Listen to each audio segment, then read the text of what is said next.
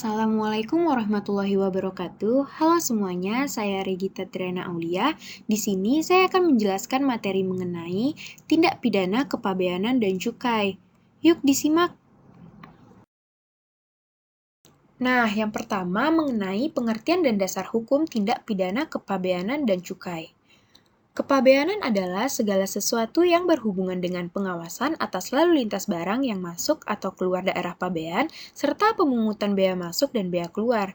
Ini berdasarkan pasal 1 ayat 1 Undang-Undang Kepabeanan.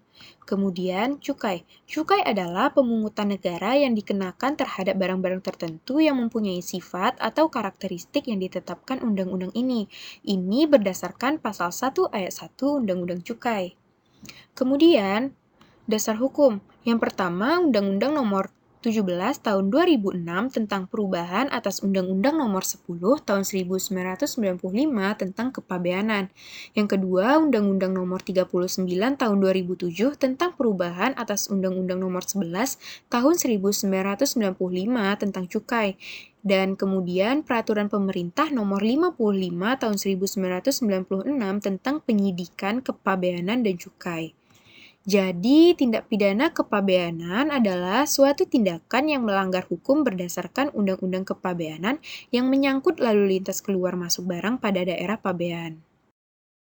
Kemudian, mengenai karakteristik tindak pidana kepabeanan dan cukai. Yang pertama, mengangkut barang impor yang tidak tercantum dalam manifest sebagaimana yang dimaksud dalam pasal 7A ayat 2. Nah, manifest ini adalah daftar barang niaga yang diangkut oleh sarana pengangkut melalui laut, darat, ataupun udara. Yang kedua, membongkar barang impor di luar kawasan pabeanan atau tempat lain tanpa izin kepala kantor pabean. Yang ketiga, membongkar barang impor yang tidak tercantum dalam pemberitahuan pabean sebagaimana yang dimaksud dalam pasal 7 ayat 3. Yang keempat, membongkar atau menimbun barang impor yang masih dalam pengawasan pabean di tempat selain tujuan yang ditentukan dan atau diizinkan. Yang kelima, menyembunyikan barang impor secara melawan hukum. Nah, kemudian karakteristik barang kena cukai. Yang pertama, konsumsinya perlu dikendalikan. Nah, maksudnya di sini adanya pembatasan terhadap konsumsi suatu produk. Yang kedua, peredarannya perlu diawasi. Nah, objek pungutan cukai tertentu yang memiliki dampak langsung terhadap kehidupan masyarakat perlu dijaga dan diawasi peredarannya. Ini bertujuan agar tidak menimbulkan gangguan kepada kehidupan ekonomi dan sosial masyarakat. Yang ketiga, pemakaiannya dapat menimbulkan efek negatif bagi masyarakat atau lingkungan hidup. Nah, adapun barang kena cukai itu seperti etil alkohol, minuman mengandung etil alkohol, dan hasil tembakau. Nah, barang itulah yang menjadi pilihan pemerintah Indonesia untuk dikenakan cukai karena dapat menimbulkan dampak yang negatif bagi masyarakat. Yang keempat, pemakaiannya perlu pembebanan pungutan negara demi keadilan dan keseimbangan. Nah, maksudnya di sini berdasarkan pasal 2 Undang-Undang Cukai, pengertian karakteristik ini mengacu pada status cukai sebagaimana instrumen fiskal yang dapat dikenakan terhadap barang yang dikategorikan mewah dan atau bernilai tinggi, namun bukan merupakan kebutuhan pokok. Nah, di sini tujuan utamanya adalah menjaga keseimbangan pungutan antara konsumen yang berpenghasilan tinggi dan konsumen yang berpenghasilan rendah.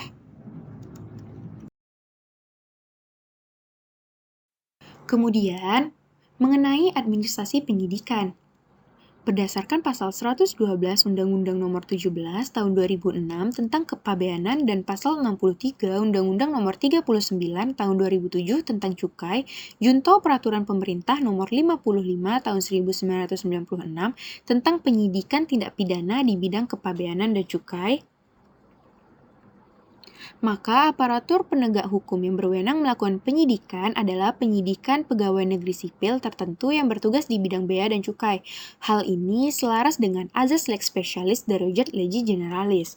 Oh iya, PPNS Bea Cukai ini diangkat oleh Menteri Kehakiman atas usul Menteri Keuangan.